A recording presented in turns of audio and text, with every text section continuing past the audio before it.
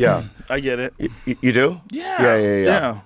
It's still fun, though. Yeah, you're having a good time, Bobby. Yeah, I am. As long as you're enjoying life, that's what you should be doing. You should be enjoying life. You know, Joe, may I say? Yes. I am. That's beautiful. Because when you weren't enjoying life, it bothered me. It bothered me because I love you and like you're such a nice guy and you get weirded out by so many different things. And Like what? Like what? You were just always paranoid that people didn't like you, and you were always weirded out by stuff. Even me and you, like we hadn't seen each other for 6 months. Like, do you still like me? I'm like, I love you. What are you talking about? Give me a hug. Because we have history. Yeah, but our history is all beautiful. It's a beautiful history. We have history of, we've never been in an argument. No. We've never yelled at each other. No. We've always had good times. Yeah. We've had a lot of laughs. We have. Oh my God. Some great laughs. Oh my God. Have we had laughs? Yeah. Oh my God. We've had moments where I even recall that you probably don't even remember. Like one time, you and I were at the Comedy Store. We're in the patio, and Eddie Griffin bumped us. Right? And we were talking shit. So this must be early days. Early days. God, Back in the day. 90s, right? 90s, wow. Right? And then I remember there was a black guy near us listening, and he told Eddie Griffin that we were talking shit about him, and he confronted us. Yeah. I remember that. And we were like, fuck off, you know what I mean? But it was like, because you remember, he used to do hours. Yeah, well, he would do 3 hours. He would go on at 9 o'clock, and your spot would be at 9:15, and he would do 3 hours. It was him. Dice would do it sometimes. Mencia would do it all the time. Oh my God. Oh my God. Yeah, but it was the thing is, it was kind of the culture of the Comedy Store. In Eddie's defense, is that if you reached a certain level of fame, and at the time Eddie was definitely more famous than us, and he was when I still to this day maintain that Eddie Griffin's set on Def Jam was one of the best fucking, I don't know, was it 10 minutes, 15 minutes, whatever he did. It was one of the best sets I've ever seen. He had shorts on. Remember? Yeah. And he has so much energy, man. I remember, I'm pretty sure I was in New York at the time when I watched it. I was like, God damn, this fucking dude is talented. Yeah, I'm not questioning his skill set. But it's the culture thing. This is what I was going to say. Yeah. There was a thing at the store, when you reached a certain level of prominence, you were allowed to just do whatever the fuck you wanted. And people would show up, and apparently Kinnison used to do that, and a lot of guys used to do that. Guys that are really good did. Chappelle did it. There's a bunch of guys who did it. It was a thing that you were allowed to do there. You know what I'm saying? And it was like, I think we probably all should have talked about it. Yeah. And said, hey, this is kind of crazy. Yeah. But I still, to this day, went to Emily, and I go, give me a list right now of the people that are allowed to bump me. Right. And she goes, I'll get back to you. Right. Nobody should be allowed to bump you. If someone wants to do a set, if a famous person is in town, they should ask you if it's okay. Yeah. That's how I feel. I never bump anybody. But it still happens. No, I know, but I don't. It's it's a thing that was the Comedy Store's like mark that you had made it to a certain level. If you could show up, and some guys would try to get it, they would try to bump people, and like, you're nobody. Like, some people are crazy. Delusional. Like, yeah, they're like a YouTube person or someone who's on some show. Literally, like someone who's on some show that you've never heard of that was on like the WB or something like that. Yeah. What are you talking about? Yeah. There's a few guys that like wanted to try that juice before because it was that thing. Like when someone would show up, whoever it was, some Chris Rock would show up, he would just go on stage. That's it. Chris Rock goes on stage. But he's when he gets on there. the list. I have a list of people that are allowed to bump you're you. on the list. Okay. You wouldn't do it, but you're on it. Yeah, I don't do it. Yeah. Chris Rock's on the list. Chappelle's on the list. Bill Burr's on the list. Makes sense. Right? But then there are people, you know what I mean, that aren't.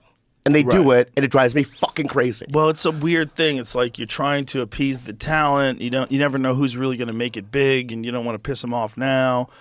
I'm so glad I don't have to deal with that. I know. I always told people, be nice to comedy club owners because you don't want to be one. That was my advice always to comics because they always get mad at comedy club owners. I go, listen, man, you do not want to be one of these people, and we fucking need them. This is a crazy job. You're dealing with maniacs that may or may not take their flight, might show up drunk, might get arrested Friday night after the first show. Yeah. Like, you don't, like, imagine you're feeding your family based on these fucking maniacs that come in every week. I know. I mean, these people are regular people. I would go to comedy clubs and I would look at the off and see the calendar, and it would always say Pablo Francisco with a question mark. Oh yeah, Pablo you know what I mean? was a rough. Yeah. So it's like I get it. Yeah, look, Pablo's fucking insanely talented. He's so talented. Oh my God. Pablo goes to the basement. He gets in there. He goes and looks around those dark corners, son. He He goes out there. He goes into the tunnel.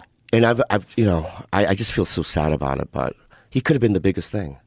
He should have been. Yeah. He should have been. That's how talented. He should have been huge. In the 90s, oh my God. Oh my God. Crusher. Destroyer. And so fun to be around. Like Yeah. a sweetheart of a guy. Like nobody hated Pablo. Sweetheart of a guy. Sweetheart. Every time people were around him, you wanted to hug him. Yeah. But he had that skill set on stage that was like a combination between impressions and act outs. And he had everything. And funny jokes. Yeah, too. funny jokes. Yeah. He had all of it together. And just so likable. So Such a great guy. Such a nice guy. Yeah. But yeah, it's I see that still to this day. Yeah. I was really lucky that the thing that I was into was weed, and that the thing I was into made me terrified. It made me paranoid. It was the opposite of giving me courage. It gave me no courage. Like marijuana was a courage killer. Yeah. Like it made me feel like courage was foolish. You're so vulnerable. Life is vulnerable. And it made me appreciate people more, like legitimately. Do you perform when you're high sometimes? All the time. Right. Do you ever lose your place or no? No. That's what I found. I take a lot of nootropics. That's one of the keys. Can I have one? Yeah. You take 4 of those. Okay. That's Alpha Brain Black Label. That stuff is the shit. Whenever I see a show on your online, I always want to try your little things. Well, that's a good one to try. And this is, I'm affiliated with this company, obviously, but this is not the only one that I try.